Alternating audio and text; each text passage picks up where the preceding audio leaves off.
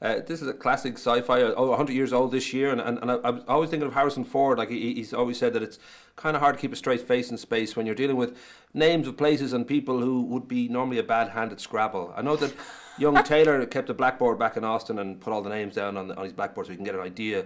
For you, I don't know if there was a lot of preparation of that, just stepping into this world, because you've got to believe this is all real. Yeah, that sort of aspect of you have to commit 100% to the world, to the character, to the circumstances. I did a lot of preparation on sort of my body, and that then informed, believe it or not, the sort of emotional life I had, that sort of building of strength that I had to do with boxing and lifting weights and everything. It gave me this sort of inner strength, because you can't play strong, you have to be strong. So my preparation was really trying to get physically ready for what the world would require. Once I was there in the world, that fourth wall in theater, because I have a theater background, sort of places the imagination in a certain place that, because I've had that experience, it's easy for me to go to that place. So tennis balls and Willem on stilts wasn't as hard for me as you'd think, because I've done theater.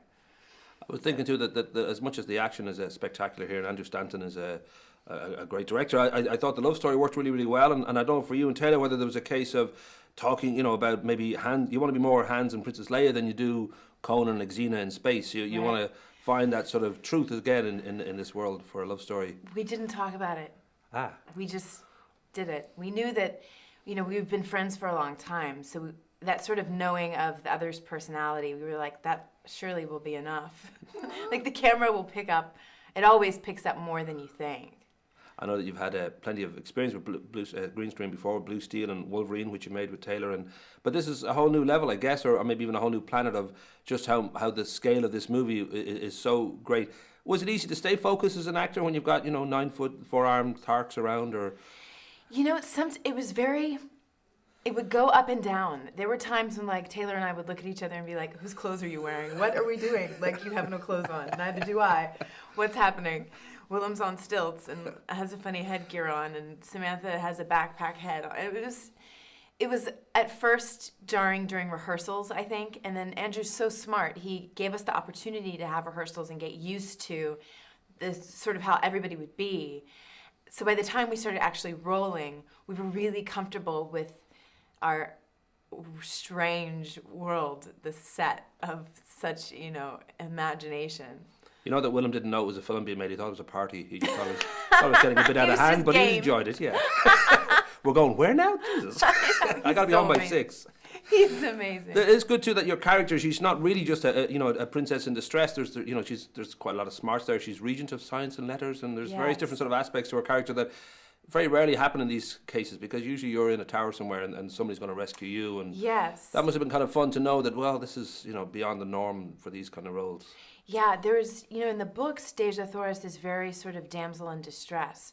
But I think Andrew, being so progressive, wanted Dejah to be incredibly strong, and sort of that balance of masculine and feminine in a person. He really sort of stressed that she would be comfortable in both of those sort of energies within herself.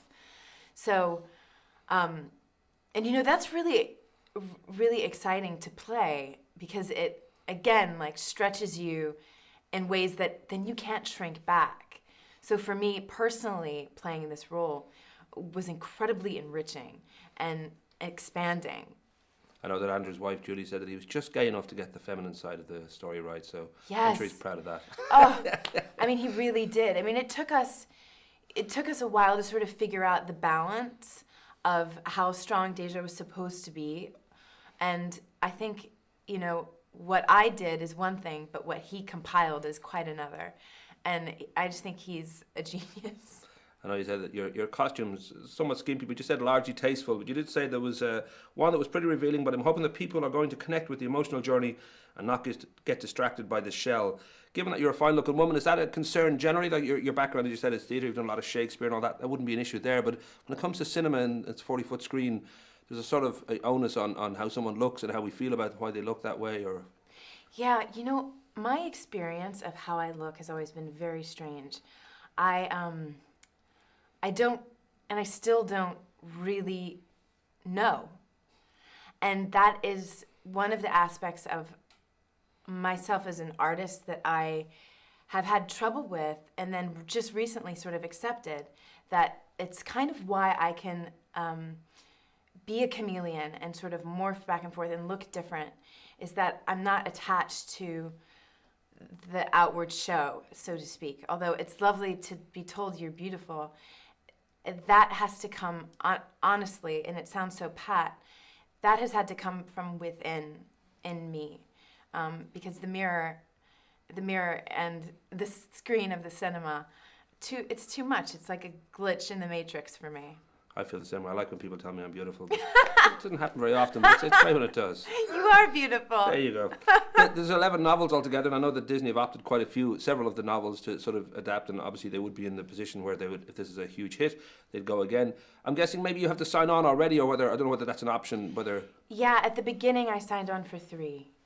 All right, and I was going to ask, I looked at IMDb, looked at Wikipedia, all the proper places that know everything that's going on in the movie world, but you've nothing listed now. I don't know whether you just need to go and lie down for a while in a dark room, or whether you're sort of considering certain projects that you'd like to reveal to me now, because we're very close at this point. We're very close at this point.